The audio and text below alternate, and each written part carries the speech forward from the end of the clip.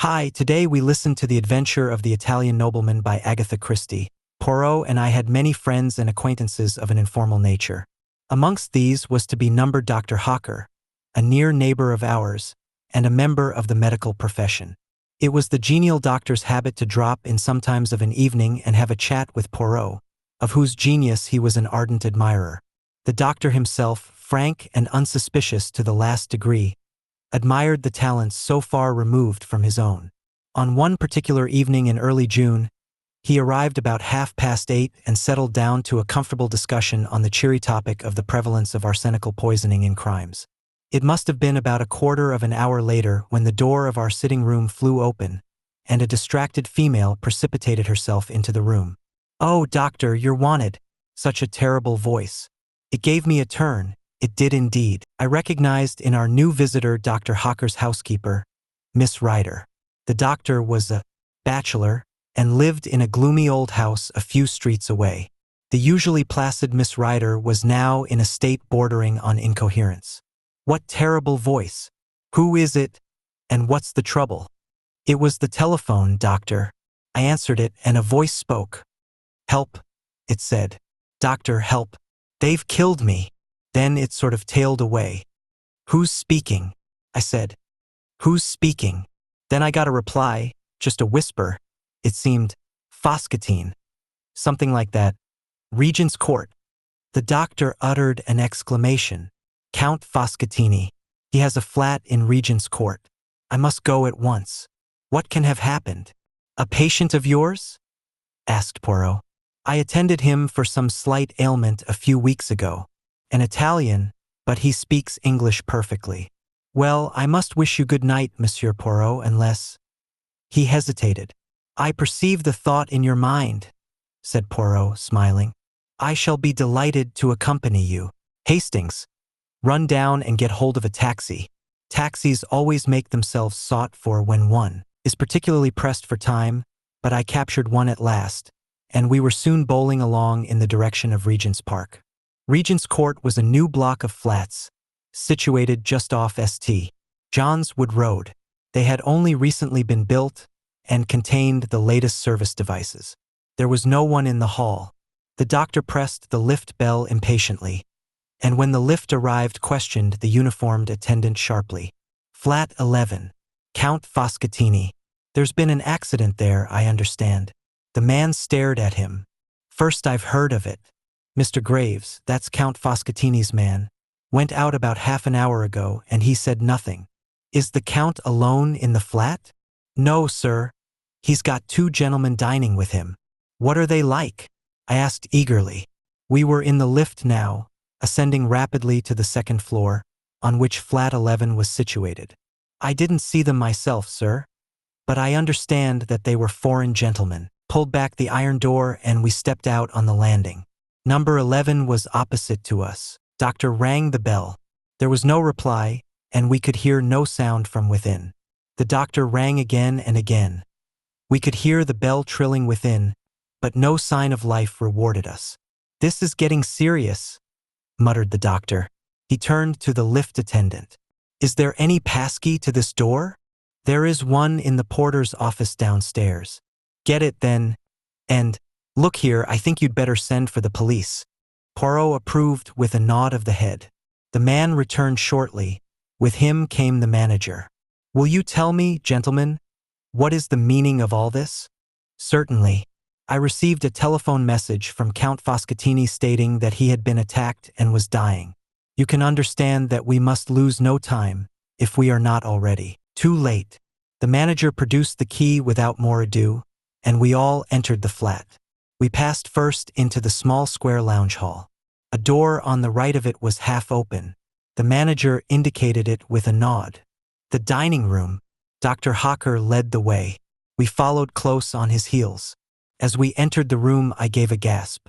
The round table in the center bore the remains of a meal. 3 chairs were pushed back, as though their occupants had just risen. In the corner, to the right of the fireplace, was a big writing table, and sitting at it was a man, or what had been a man. His right hand still grasped the base of the telephone, but he had fallen forward, struck down by a terrific blow on the head from behind. The weapon was not far to seek. A marble statue stood where it had been hurriedly put down, the base of it stained with blood. The doctor's examination did not take a minute. Stone dead. Must have been almost instantaneous. I wonder he even managed to telephone. It will be better not to move him until the police arrive. On the manager's suggestion, we searched the flat, but the result was a foregone conclusion.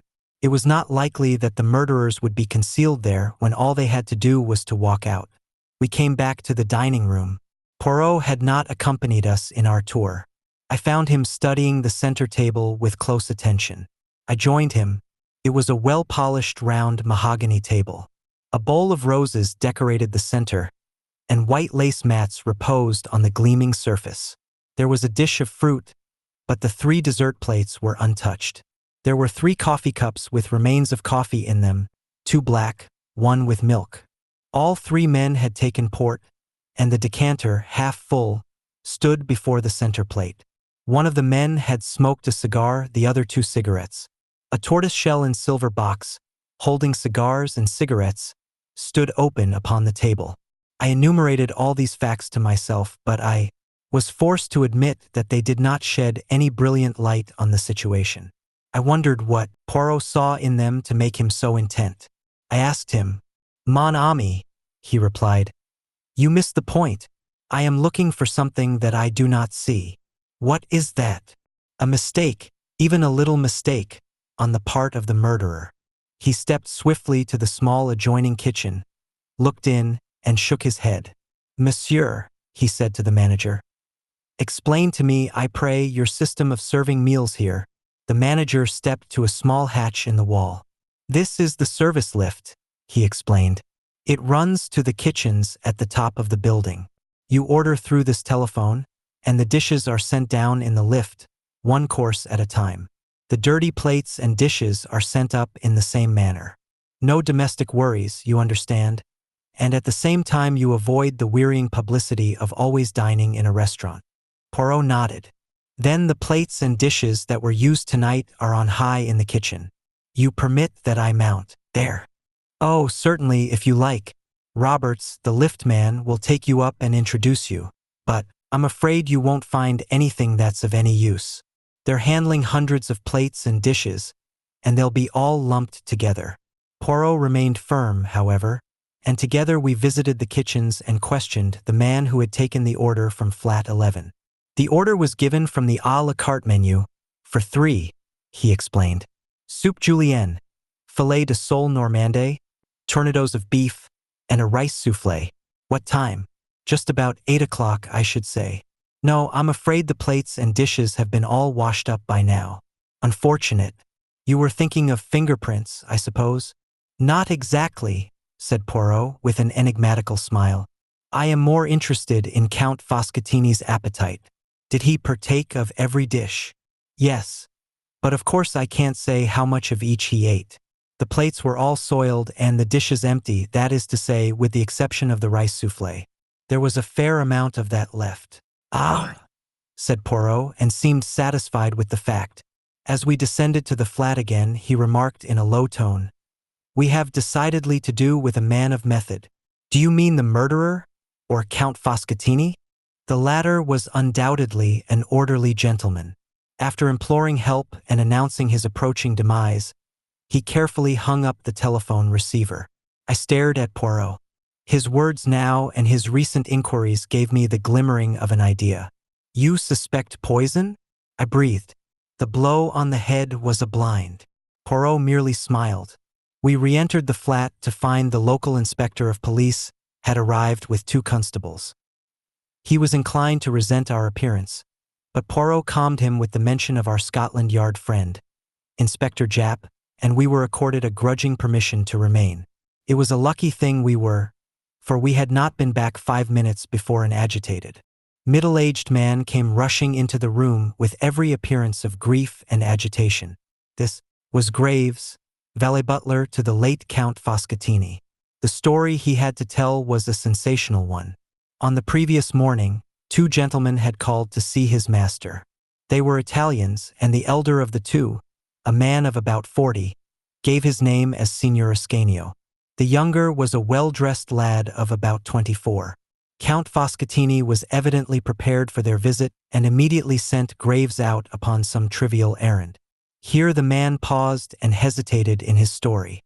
In the end, however, he admitted that, curious as to the purport of the interview, he had not obeyed immediately, but had lingered about endeavoring to hear something of what was going on. The conversation was carried on in so low a tone that he was not as successful as he had hoped, but he gathered enough to make it clear that some kind of monetary proposition was being discussed, and that the basis of it was a threat. The discussion was anything but amicable. In the end, Count Foscatini raised his voice slightly, and the listener heard these words clearly. "I have no time to argue further now, gentlemen.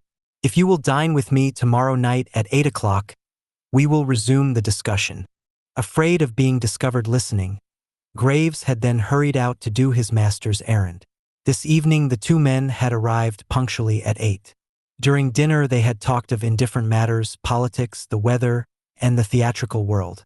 When Graves had placed the port upon the table and brought in the coffee, his master told him that he might have the evening off. "Was that a usual proceeding of his when he had guests?" asked the inspector. "No, sir, it wasn't. That's what made me think it must be some business of a very unusual kind that he was going to discuss with these gentlemen." That finished Graves' story. He had gone out about 8:30, and meeting a friend, had accompanied him to the Metropolitan Music Hall in Edgware Road. Nobody had seen the two men leave, but the time of the murder was fixed clearly enough at 8:47. A small clock on the writing table had been swept off by Foscatini's arm, and had stopped at that hour, which agreed with Miss Ryder's telephone summons. The police surgeon had made his examination of the body, and it was now lying on the couch.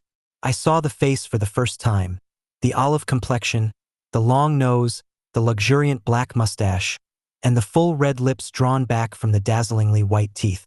Not altogether a pleasant face. "Well," said the inspector, refastening his notebook, "the case seems clear enough.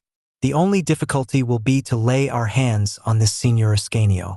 I suppose his address is not in the dead man's pocketbook by any chance." As Poirot had said, the late Foscatini was an orderly man. Neatly written in small, precise handwriting was the inscription, "Signor Paolo Ascanio, Grosvenor Hotel."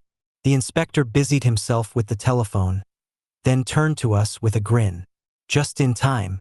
Our fine gentleman was off to catch the boat train to the continent. Well, gentlemen, that's about all we can do here.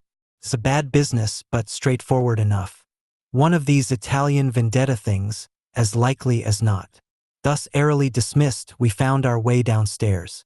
Dr. Hocker was full of excitement. "Like the beginning of a novel, eh? Real exciting stuff. Wouldn't believe it if you read about it." Poirot did not speak. He was very thoughtful. All the evening he had hardly opened his lips. "What says the master detective, eh?" asked Hocker, clapping him on the back. "Nothing to work your gray cells over this time." "You think not?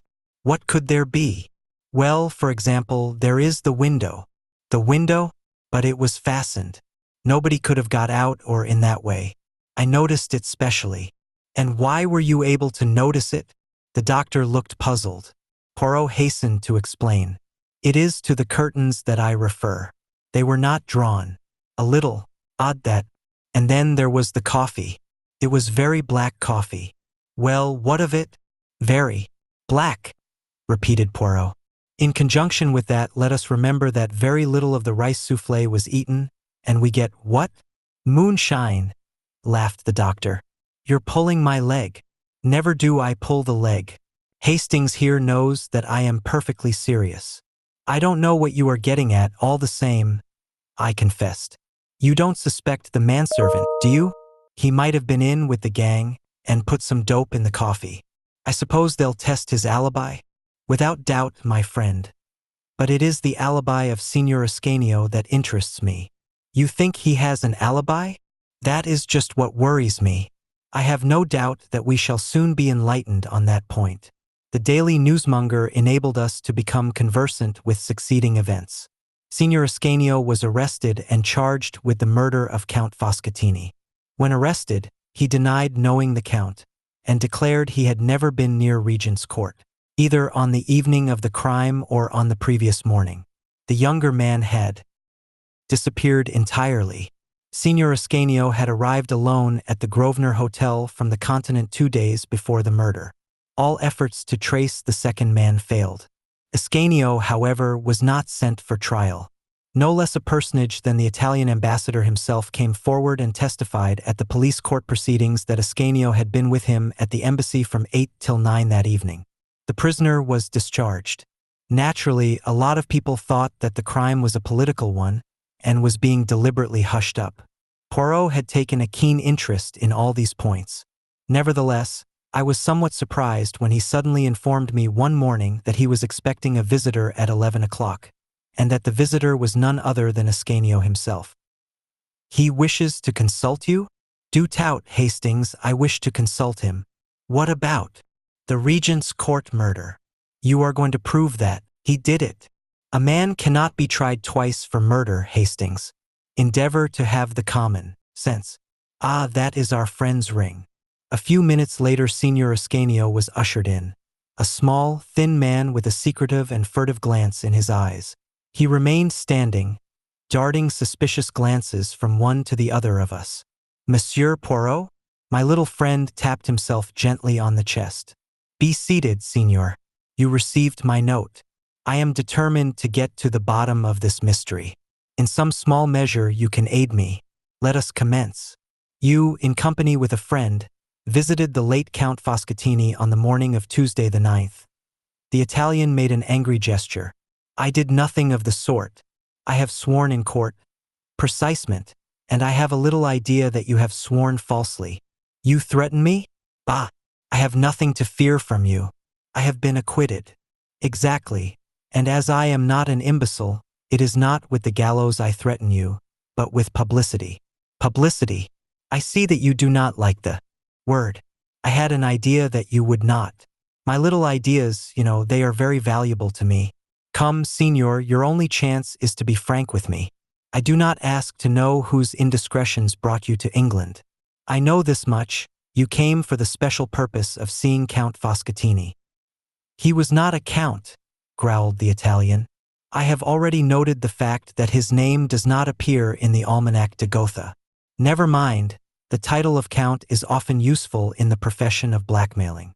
I suppose I might as well be frank. You seem to know a good deal. I have employed my grey cells to some advantage. Come, Signor Ascanio, you visited the dead man on the Tuesday morning. That is so, is it not?" "Yes. But I never went there on the following evening. There was no need. I will tell you all.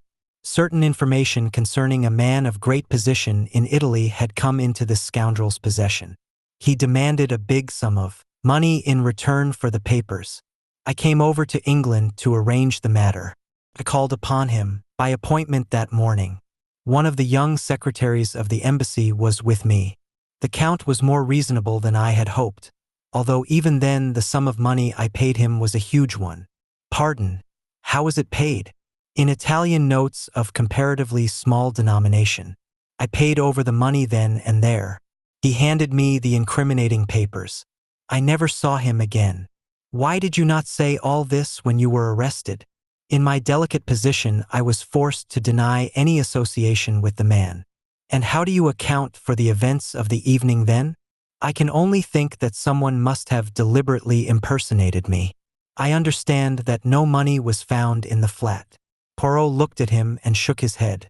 "Strange," he murmured. "We all have the little grey cells, and so few of us know how to use them. Good morning, Signor Ascanio. I believe your story. It is very much as I had imagined, but I had to make sure." After bowing his guest out, Poirot returned to his armchair and smiled at me. "Let us hear Le Capitaine Hastings on the case." "Well, I suppose Ascanio is right. Somebody impersonated him. Never, never will you use the brains the good God has given you. Recall to yourself some words I uttered after leaving the flat that night. I referred to the window curtains not being drawn. We are in the month of June. It is still light at 8 o'clock. The light is failing by 1/2 past. Savez-vous de quelque chose? I perceive a struggling impression that you will arrive someday. Now let us continue. The coffee was, as I said, very black. Count Foscatini's teeth were magnificently white. Coffee stains the teeth. We reason from that Count Foscatini did not drink any coffee. Yet there was coffee in all 3 cups. Why should anyone pretend Count Foscatini had drunk coffee when he had not done so? I shook my head, utterly bewildered. Come, I will help you. What evidence have we that Ascanio and his friend, or 2 men posing as them, ever came to the flat that night? Nobody saw them go in. Nobody saw them go out. We have the evidence of 1 man and of a host of inanimate objects. You mean? I mean knives and forks and plates and empty dishes. Ah, but it was a clever idea. Graves is a thief and a scoundrel. But what a man of method. He overhears a portion of the conversation in the morning, enough to realize that Ascanio will be in an awkward position to defend himself. The following evening, about 8 o'clock, he tells his master he is wanted at the telephone.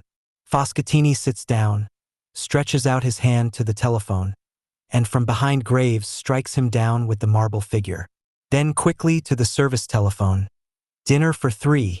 Comes, he lays the table, dirties the plates, knives and forks, etc. But he has to get rid of the food too. Not only is he a man of brain, he has a resolute and capacious stomach, but after eating 3 tornadoes, the rice soufflé is too much for him. He even smokes a cigar and 2 cigarettes to carry out the illusion. Ah, but it was magnificently thorough. Then, having moved on the hands of the clock to 8:47, he smashes it and stops it. The one thing he does not do is to draw the curtains. But if there had been a real dinner party, the curtains would have been drawn as soon as the light began to fail. Then he hurries out, mentioning the guests to the liftman in passing. He hurries to a telephone box, and as near as possible to 8:47 rings up the doctor with his master's dying cry. So successful is his idea that no one ever inquires if a call was put through from flat 11 at that time. Except Hercule Poirot, I suppose? I said sarcastically. Not even Hercule Poirot, said my friend with a smile. I am about to inquire now. I had to prove my point to you first. But you will see I shall be right. And then Jap, to whom I have already given a hint, will be able to arrest the respectable Graves. I wonder how much of the money he has spent. Poirot was right. He always is. Confound him. Please subscribe, like this video for more great audiobook stories, and check my channel.